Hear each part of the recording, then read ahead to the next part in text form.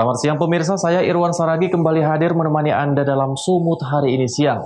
Siang ini kami telah merangkum sejumlah informasi terkini, di antaranya puluhan rumah di Kabupaten Batubara rusak diterjang puting beliung.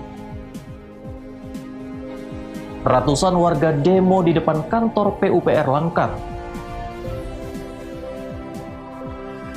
Pesta pernikahan di Nias dilarang selama 2 minggu ke depan. Selain cuplikan berita tadi, kami juga akan menghadirkan beragam informasi lainnya. Pemirsa, kita jelang Sumut hari ini siang selengkapnya.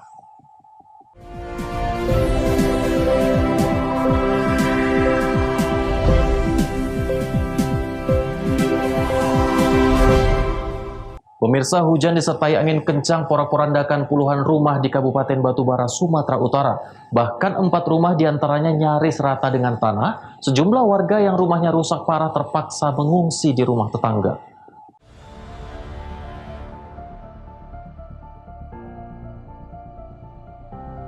Beginilah kondisi rumah warga akibat diterjang angin puting beliung disertai hujan di Desa Seimuka, Kampung Parulian 2.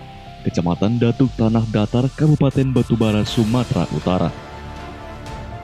Terjangan angin puting beliung tersebut menghancurkan dinding rumah warga, serta seng atap rumah terbang berserakan. Tak hanya itu, selain rumah, kuatnya putaran angin puting beliung bahkan menumbangkan sejumlah pohon yang berada di pemukiman warga. Berdasarkan data sementara, sekitar 25 rumah rusak. 8 diantaranya mengalami rusak parah. Bahkan 4 rumah nyaris rata dengan tanah. Sementara warga yang rumahnya rusak parah terpaksa mengungsi di rumah tetangga. Tidak ada korban jiwa dalam insiden angin puting beliung ini, namun kerugian material diperkirakan mencapai ratusan juta rupiah.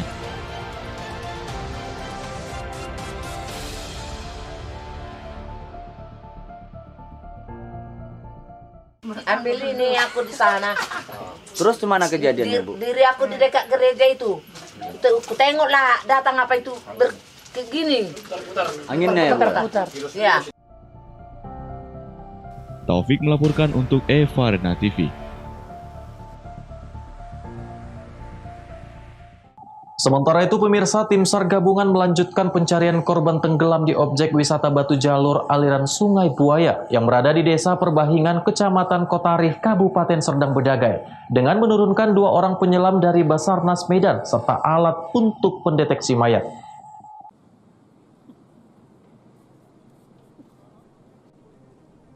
Di hari ketiga, tim SAR gabungan masih melakukan pencarian terhadap Muhammad Faiz, warga desa Pematang Kasih, Kecamatan Pantai Cermin, Kabupaten Serdang Bedagai, Sumatera Utara, seorang pengunjung yang tenggelam di objek wisata Batu Jalur.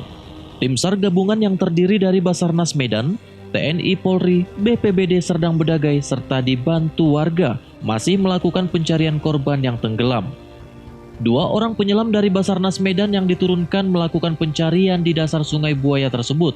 Pencarian dilakukan dari lokasi korban hilang, namun di hari ketiga, petugas belum dapat menemukan korban.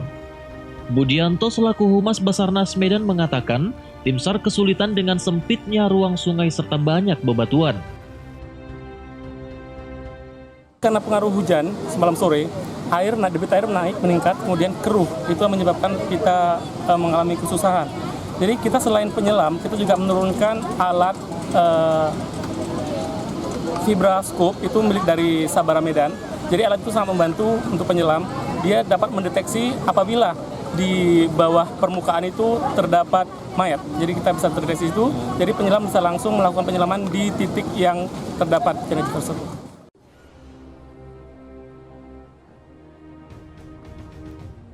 Warga sekitar ramai mendatangi lokasi untuk melihat secara langsung proses pencarian korban yang tenggelam. Ayah kandung korban berharap agar anaknya segera ditemukan.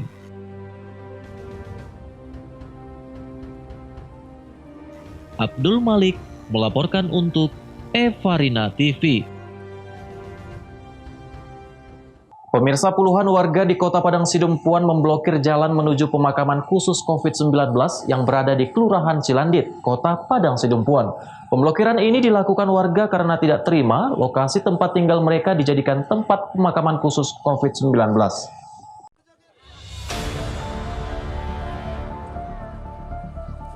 Puluhan warga dari Kelurahan Silandit dan Desa Aek Bayur, Kota Padang Sidimpuan memblokir jalan menuju pemakaman khusus COVID-19 di Kelurahan Silandit. Pemblokiran dilakukan warga karena mendapat informasi akan dikebumikannya seorang pasien COVID-19 yang sempat mendapatkan perawatan di ruang isolasi Rumah Sakit Umum Daerah Padang Sidimpuan. Warga menolak lingkungan tempat tinggal mereka dijadikan lokasi pemakaman khusus COVID-19. Pasalnya hingga saat ini belum ada kesepakatan antar pemerintah Kota Padang Sidimpuan dengan masyarakat setempat mengenai sosialisasi pemakaman khusus tersebut. Akibatnya warga sempat memblokir jalan dengan membakar ban bekas di badan jalan sebagai bentuk penolakan. Seorang warga setempat mengatakan, pemblokiran ini merupakan bentuk kekecewaan mereka kepada pemerintah Kota Padang Sidimpuan. Warga setempat sempat meminta kepada pemerintah kota untuk tidak mengebumikan jenazah pasien COVID sebelum adanya solusi dengan warga. Masalahnya minggu kemarin kan udah diadakan sosialisasi bersama Dinas Sosial, Dinas Kesehatan, sama gugus tugas. Belum ada solusi. Apa itu Bang? Terkait apa sosialisasi? Tentang penguburan COVID di lingkungan kami. Jadi infonya ada yang mau dikebumikan ini itu seperti apa? Infonya semalam udah ada yang dikebumikan. Jadi kami warga di sini minta jangan ada lagi penguburan sebelum ada solusi dari pihak pemerintah setempat. Sempat mendatangi Bang tim COVID apa ke sana Bang? Ya, kami warga kelurahan dan Desa Aek Bayur pergi ke kantor wali kota, satu orang pun gak ada yang tugas di sana di kantor gugus tugas. Bang, harapan orang Abang Bang? Harapan kami ya gimana lah warga di sini. Kami tidak bersedia menerima mayat COVID di lingkungan kami. Emosi warga akhirnya dapat diredam setelah pimpinan Satgas Penanganan COVID-19 Kota Padang Sidimpuan tiba di lokasi. Kepada masyarakat, Wali Kota Padang Sidimpuan Irsan Effendi Nasution memohon maaf jika pihaknya dianggap alpa dalam sosialisasi lokasi pemakaman khusus tersebut.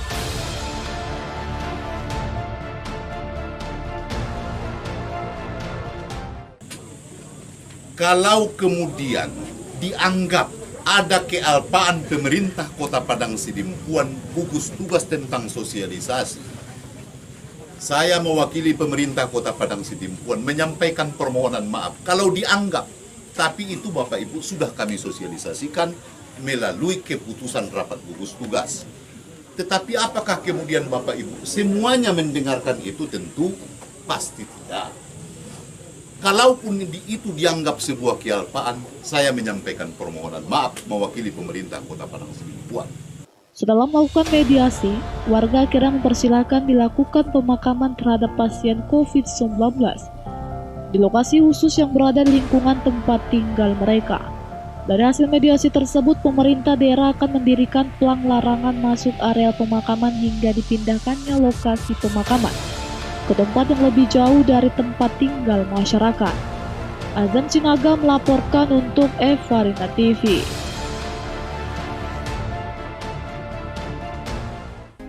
Ratusan warga demo di depan kantor PUPR Langkat beritanya akan hadir sesaat lagi.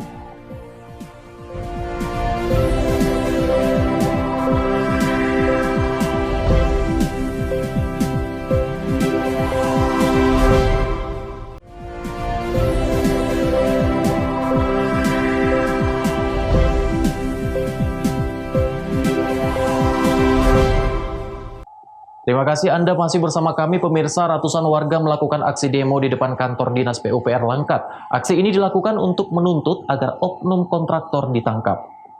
Jika memang ada yang menyalahkan daripada kami turun ke jalan, berbicara tentang COVID-19, berbicara tentang COVID-19. Dengan membawa spanduk dan poster, ratusan warga dan mahasiswa Kecamatan Sawit Seberang berunjuk rasa di depan kantor Dinas Pekerjaan Umum dan Penata Ruangan Kabupaten Langkat. Mereka menuntut pihak terkait memeriksa dan menangkap para oknum atas ketidakjelasan dan lambatnya pembangunan jembatan di Seilitur, Tasik, dan Kecamatan Sawit Seberang. Menurut warga, pembangunan jembatan Seilitur senilai 752 juta dengan APBD tahun 2019 Tanggal pengerjaan 27 September hingga 25 Desember 2019 yang dilaksanakan oleh rekanan pengelola anggaran tidak jelas. Saat ini jembatan Seilitur mangkrak, padahal jembatan tersebut merupakan jembatan akses utama penghubung antara sejumlah desa di Kecamatan Sawit Seberang dengan pusat Kecamatan Sawit Seberang. Sementara itu salah seorang warga mengatakan, selama ini sudah banyak warga yang menjadi korban karena hanyut dan terperosok saat menyeberang jembatan Seilitur yang rusak. Warga juga sudah berkali-kali dipanggil oleh DPRD Langkat untuk bertatap muka dengan Dinas PUPR, namun jembatan tak kunjung selesai dikerjakan. Aksi unjuk rasa ini dijaga belasan anggota polisi dari Polres Langkat. Meski di demo, namun Kadis PUPR Kabupaten Langkat Subianto enggan menemui para pengunjuk rasa. Wahyu Pratama melaporkan untuk Evarina TV.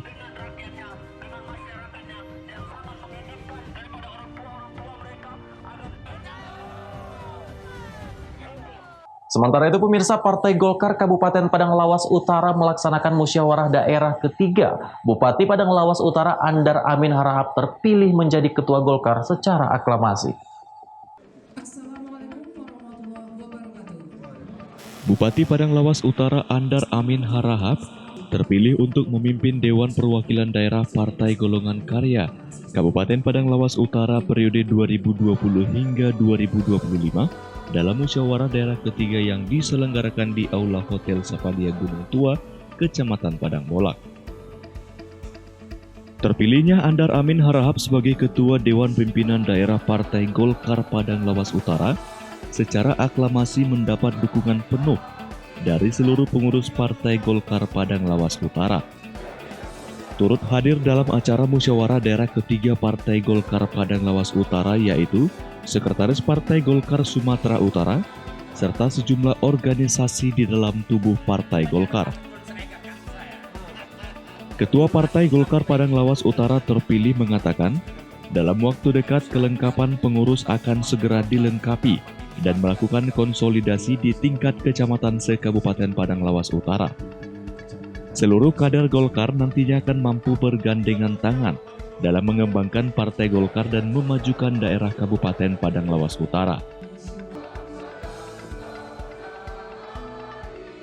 Ya, tujuan kedepannya yang pertama tentunya melakukan konsolidasi untuk merangkul semua kepentingan sehingga keluarga besar Golkar bisa bersinergi, bekerja sama untuk membesarkan Partai Golkar di Kabupaten Padang Lawas Utara. Jadi Pak, harapannya kepada kader-kader Pak? Ya, harapan tentu kepada seluruh kader untuk dapat berbuat yang terbaik, untuk sama-sama membesarkan Partai Golkar dan tujuan akhirnya sama-sama untuk memakmurkan Kabupaten Padang Lawas Utara khusus masyarakat. Selain itu, Ketua Dewan Pimpinan Daerah Angkatan Muda Pembaharuan Indonesia Kabupaten Padang Lawas Utara mengungkapkan, atas terpilihnya Bupati Padang Lawas Utara sebagai Ketua Golkar, dapat membawa Partai Golkar semakin maju dan merakyat ke masyarakat. Utara sangat berbahagia atas pelaksanaan musyawarah ketiga Golkar Kabupaten Padang Lawas Utara hari ini, di mana Partai Golkar Kabupaten Padang Lawas Utara telah melaksanakan musyawarah ketiga dengan berasaskan kekeluargaan, sehingga poin-poin yang ditetapkan pada musyawarah kali ini adalah poin-poin yang berlandaskan terhadap kemauan seluruh stakeholder yang ada di Partai Golkar Kabupaten Padang Lawas Utara, yang diantaranya terdapat 12 pimpinan kecamatan dan organisasi hasta karya, semuanya bulat mendukung Bapak Bupati Kabupaten Padang Lawas Utara menjadi Ketua Golkar Kabupaten Padang Lawas Utara. Jadi untuk pengamanan tadi Bang, bagaimana kelancaran apa Bang? Alhamdulillah, proses tahapan mulai dari pembukaan, sidang paripurna pertama, kedua, ketiga, keempat, sampai penutupan semua berjalan dengan kondusif. Dalam kegiatan pelaksanaan musyawarah daerah ketiga Partai Golkar Padang Lawas Utara berjalan dengan kondusif dan hikmat. Arif Siregar melaporkan untuk Evarina TV.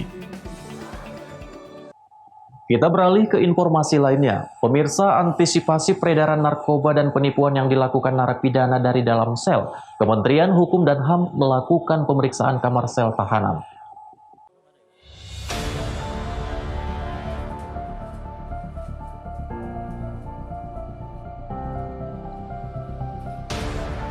Kepala Subbidang Pelayanan Tahanan Perawatan Kesehatan dan Rehabilitasi, Kementerian Hukum dan HAM Wilayah Sumatera Utara, melakukan kunjungan di Rumah Tahanan Negara Kelas 1 Tanjung Gusta Medan. Dalam kunjungan yang bersifat tertutup ini, guna melakukan sidak pada ribuan narapidana di ruang penjara di lingkungan rutan tersebut. Hal ini dilakukan karena adanya salah satu tahanan yang didapat pihak rutan Tanjung Gusta telah melakukan tindak pidana penipuan dengan modus menjual narkotika jenis sabu. Modus narapidana tersebut menjual barang haram seharga 20 juta rupiah dengan cara menelpon dan mengirimkan foto yang diambil narapidana dari internet kepada calon pembelinya. Atas kejadian itu, pihak rutan telah mengamankan narapidana tersebut ke pihak kepolisian untuk ditindaklanjuti, serta semua haknya dicabut dan sudah dilakukan pengasingan selama 12 hari ke depan.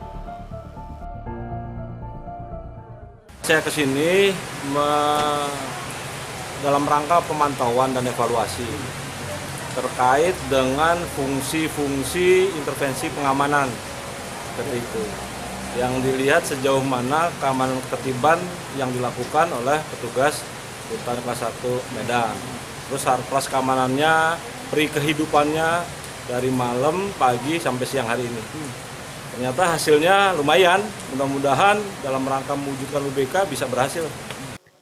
Sementara itu, Kepala Rutan Tanjung Gusta Rumah Tahanan Negara Kelas 1 Tanjung Gusta Medan mengatakan, pihak rutan terus berbenah dan memperketat keamanan di dalam ruangan penjara. Salah satunya tidak memperbolehkan adanya telepon genggam digunakan oleh narapidana.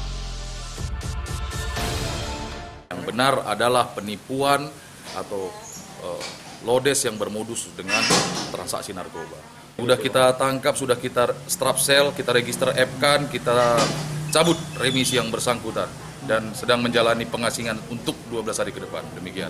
Boleh arti Bang bisa menggunakan alat komunikasi di dalam rutan Bang? Bahwa menurut pengakuan yang bersangkutan, dia mendapatkan HP itu dari warga binaan atas, ada namanya saya lupa, kurang lebih sekitar 6 bulan lalu yang dibawa pada saat sidang.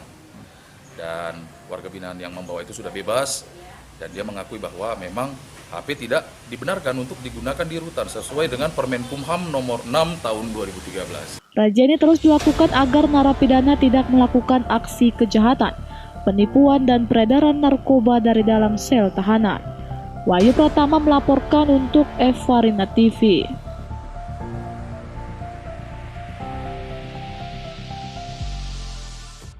Pemirsa, Sumut hari ini akan kembali dengan informasi menarik lainnya. Tetaplah bersama kami.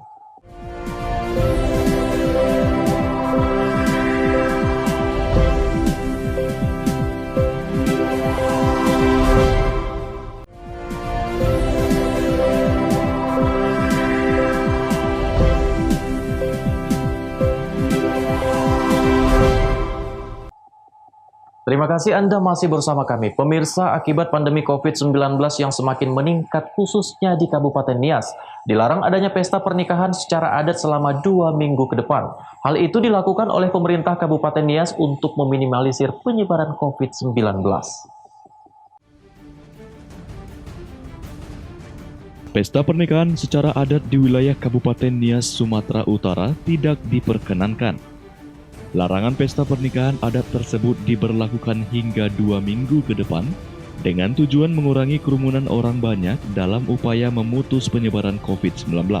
Pesta pernikahan dapat dilaksanakan, namun hanya pernikahan secara agama atau sebatas pemberkatan dan dihadiri oleh keluarga kedua belah pihak mempelai. Hal itu ditegaskan oleh Bupati Nias Sokiatulul Lauli usai menggelar rapat bersama di Aula Pertemuan Kantor Bupati Nias. Sementara, aktivitas di sejumlah instansi pemerintah di Kabupaten Nias dilaksanakan dari rumah atau secara daring untuk menghindari tatap muka atau kontak fisik sesama rekan kerja. Tidak ada pesta nikah sampai 2 minggu ke depan. Ya, jadi tidak ada pesta nikah yang itu pesta adat. Nah, tapi kalau mau nikah untuk di gereja atau di masjid hanya untuk ya pemberkatan dan juga hanya secara agama, silakan. Karena itu tidak melibatkan orang banyak. Pemerintah Kabupaten Nias juga mengimbau untuk melakukan ibadah di rumah. Augo Mano Zega melaporkan untuk Eva Rena TV. Informasi selanjutnya, pemirsa, kopi adalah salah satu minuman yang banyak digemari masyarakat Indonesia. Selain rasanya yang nikmat, ternyata ampas kopi bisa dimanfaatkan untuk menghasilkan karya seni bernilai tinggi. Melalui lukisan kopi, salah satu pelukis kopi asal kota Pekalongan bisa menghasilkan 100.000 hingga 500.000 rupiah setiap harinya dari lukisan kopi.